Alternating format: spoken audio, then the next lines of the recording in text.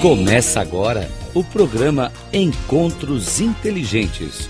O sucesso na visão de quem chegou lá, com Mário Divo. Rádio Cloud Coaching.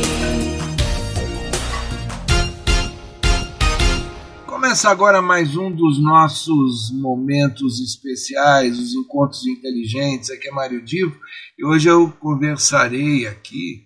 Eu vou replicar, é claro, uma gravação feita com um dos homens mais importantes da história brasileira.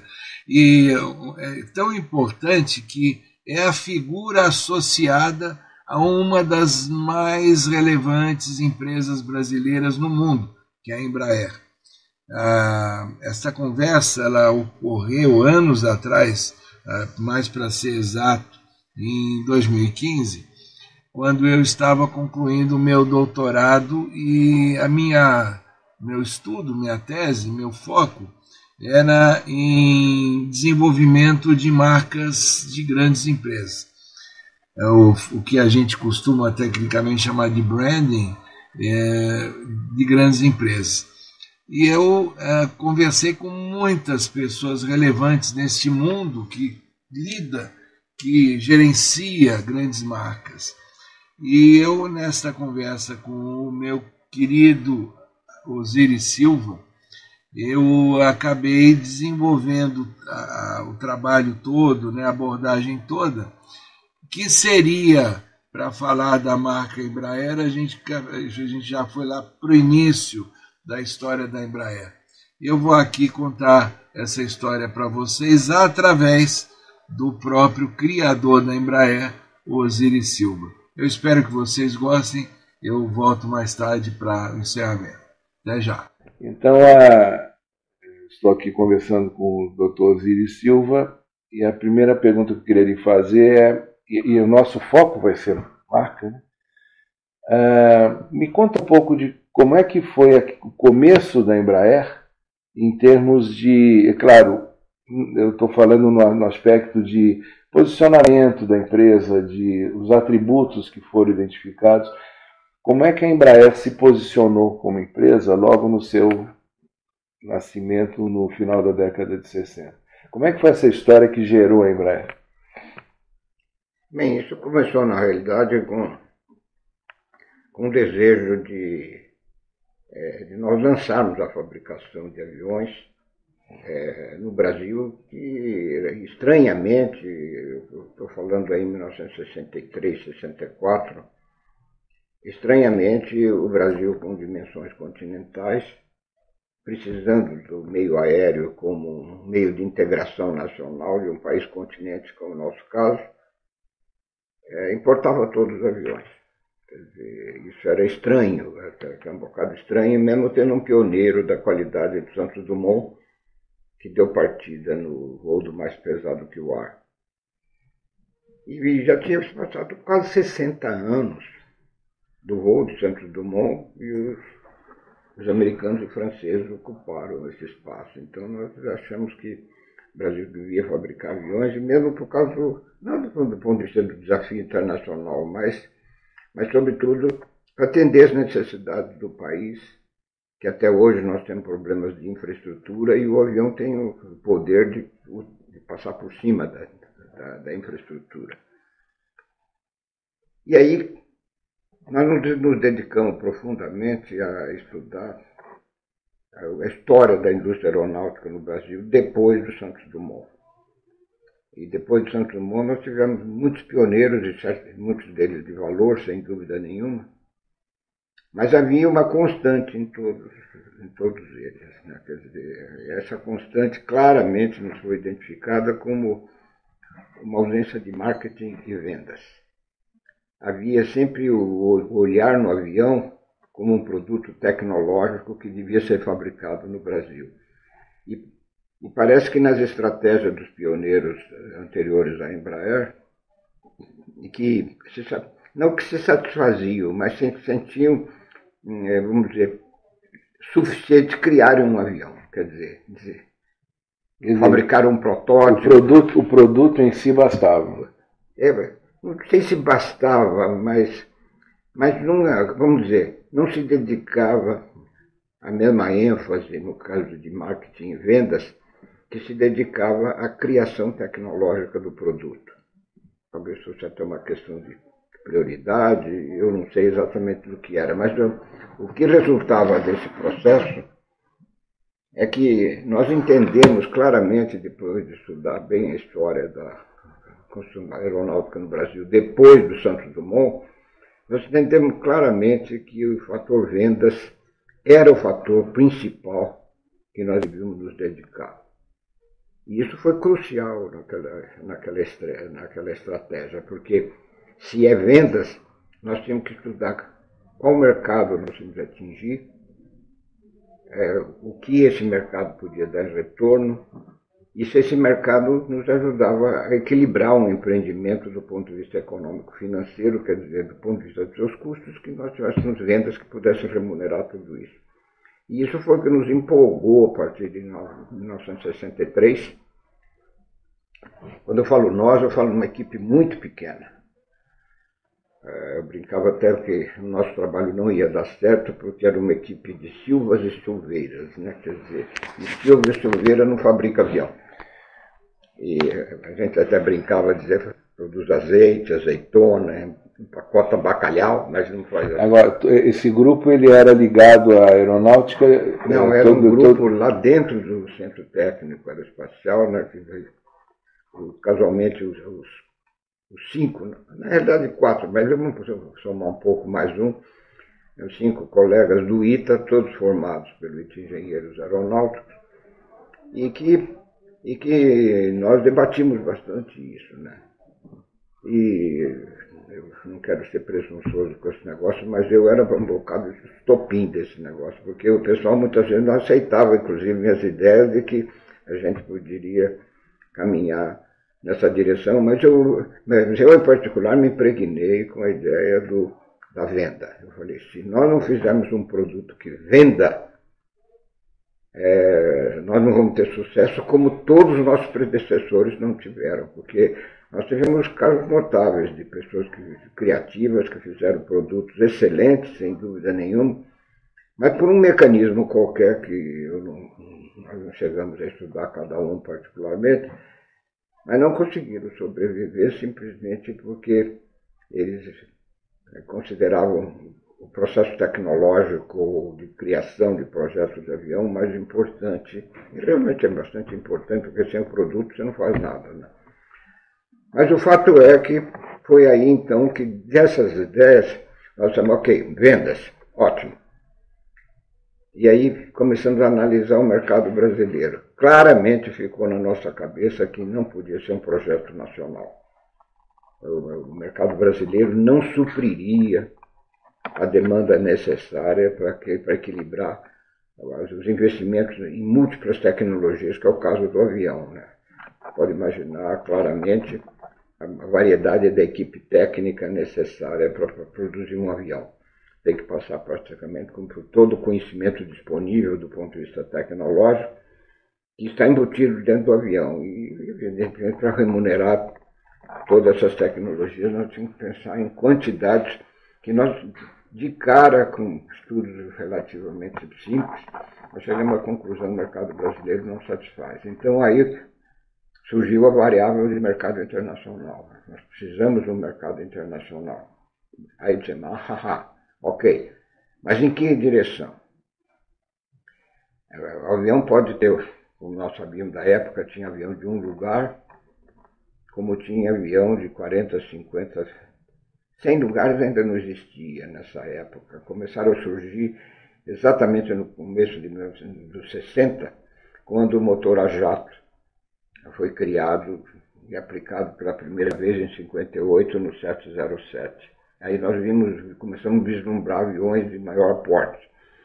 Aí dissemos, esse não vai ser a nossa área, porque nós não vamos conseguir entrar nessa área onde todos os fabricantes mundiais estavam dedicados. E aí surgiu a ideia força, que foi a ideia de dizer o seguinte, temos que fabricar um produto que o mercado internacional não esteja antenado para ele, não esteja ligado a ele. Até eu brinquei numa conversa que nós tivemos com o nosso pessoal, dizendo nós temos que fazer um avião diferente. do que está sendo produzido no mundo. E a razão principal se aplicava ao país, que o senhor falou aqui num certo momento, o efeito no país de uma marca global, coisa dessa natureza. Porque, se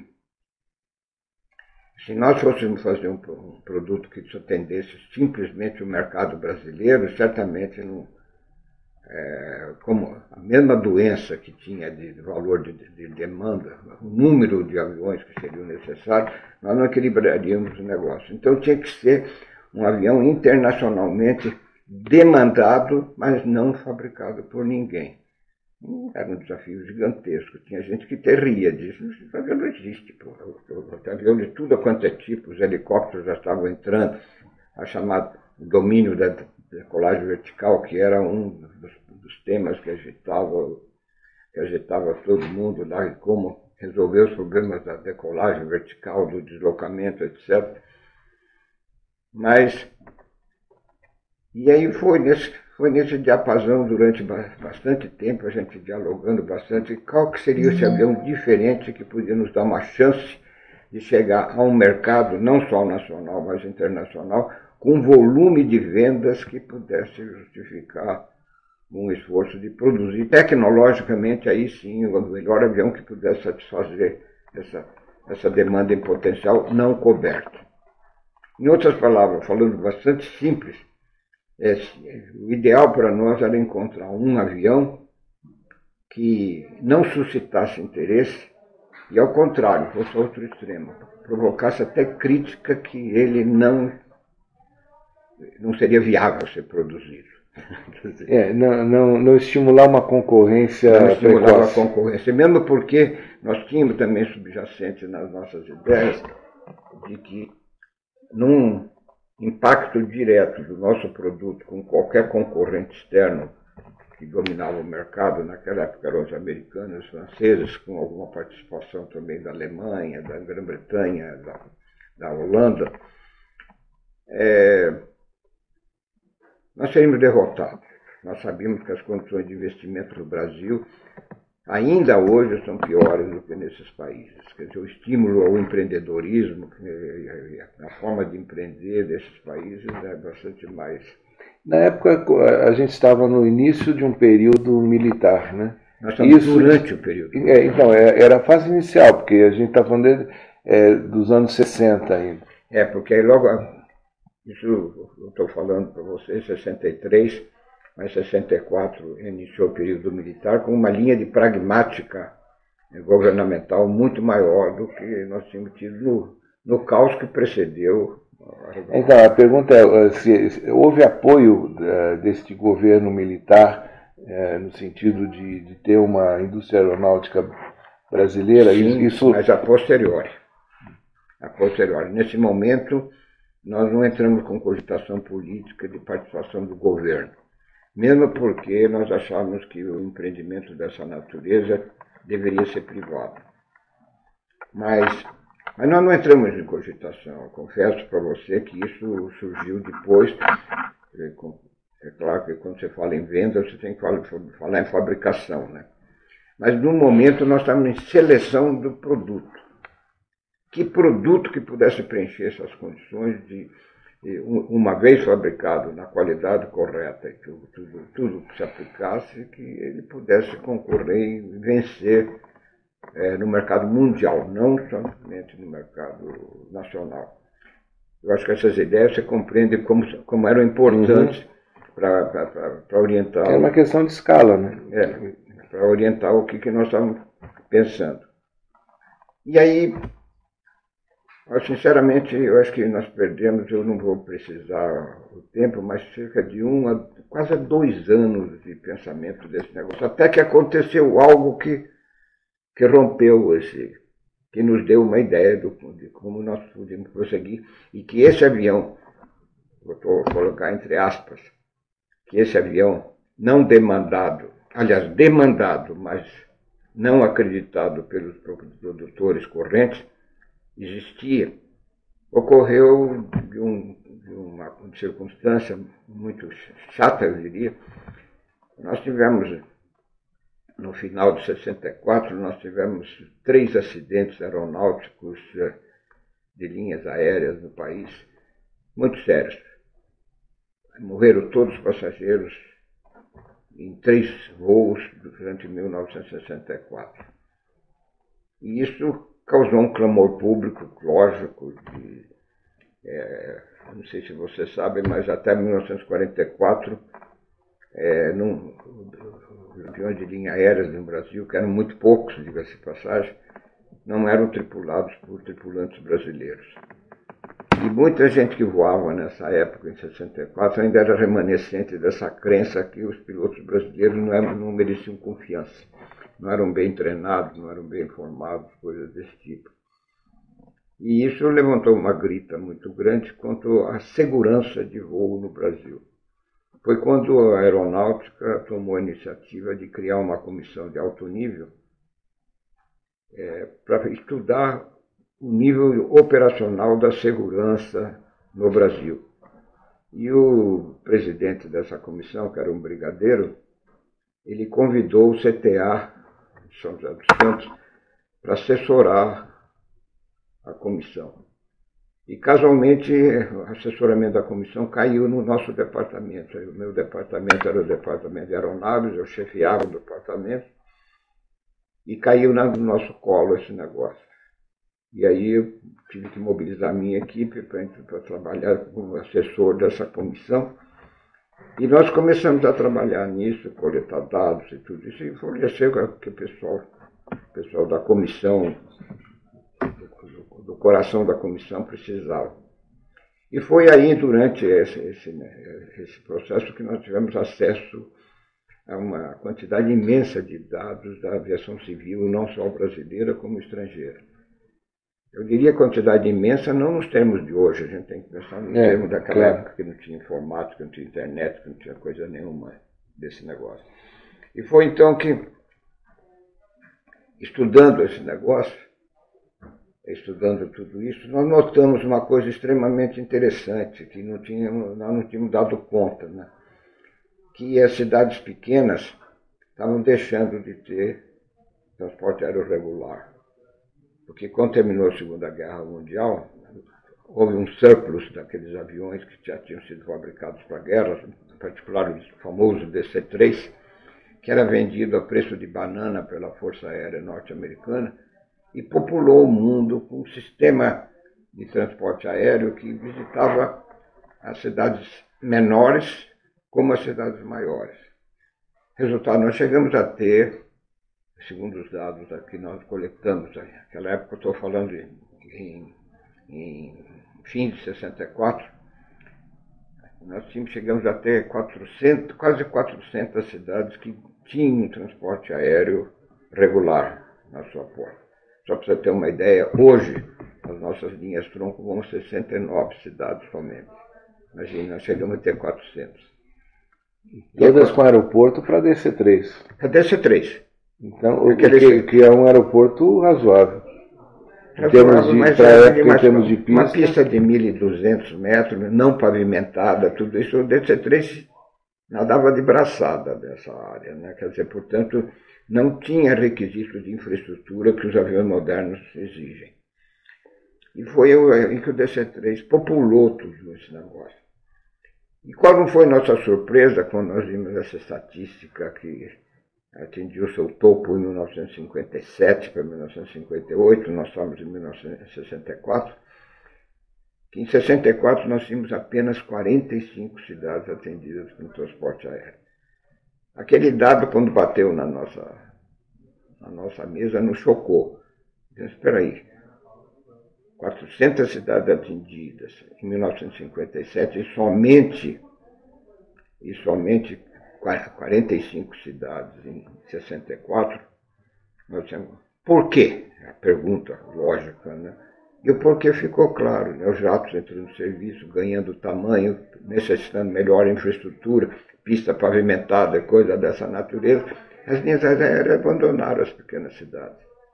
E aí veio a ideia força do produto que nós vamos fazer. Um avião pequeno que pudesse contribuir para o transporte aéreo, ou não sair das pequenas cidades, ou retornar para as pequenas cidades.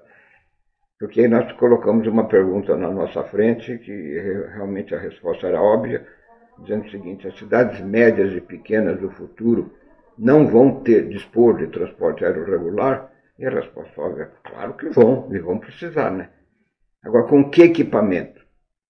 E aí nós entramos a estudar e tentar ver quem que estava fabricando produtos.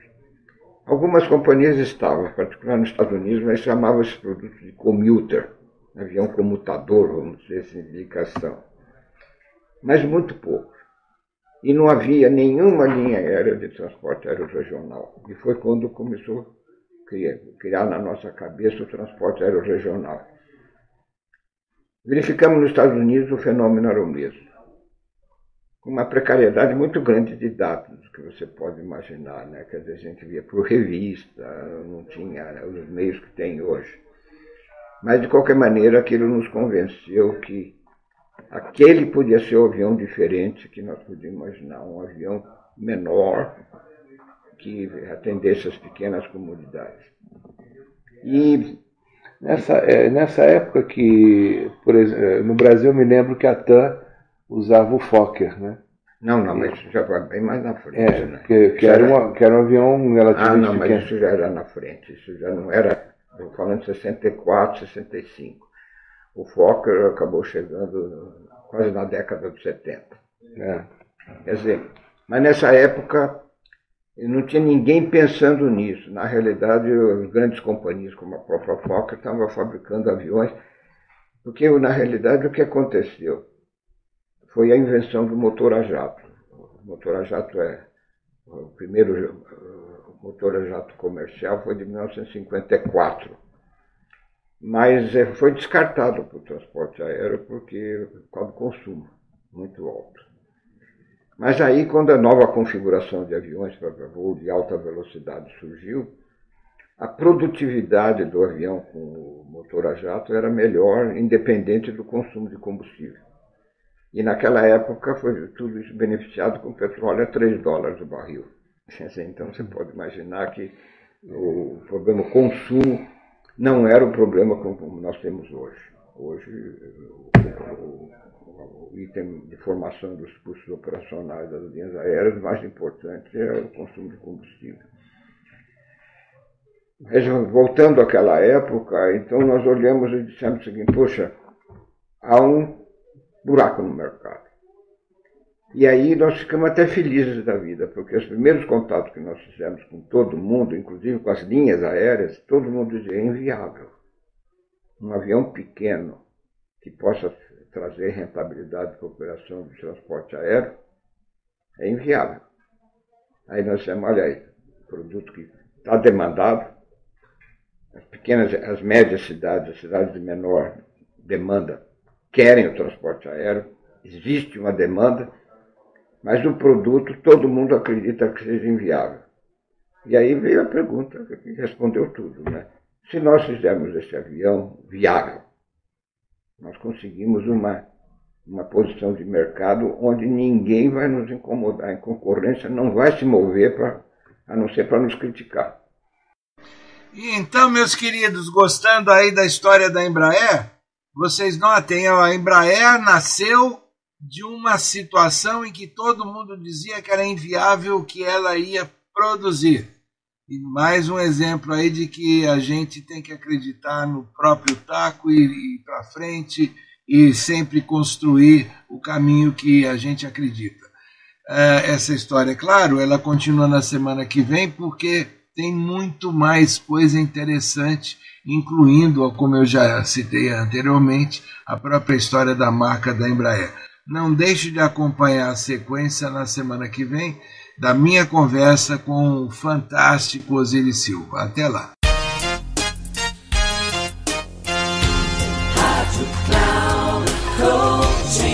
Terminando Encontros Inteligentes.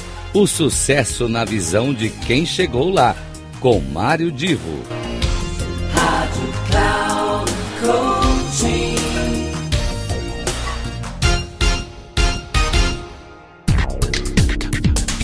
Não perca Encontros Inteligentes. O sucesso na visão de quem chegou lá, com Mário Divo. Sempre às terças-feiras, às 8 da manhã, com reprise na quarta às 12 horas e na quinta às 16 horas, aqui na Rádio Cloud Coaching. Acesse o nosso site radio.cloudcoaching.com.br e baixe o nosso aplicativo na Google Store.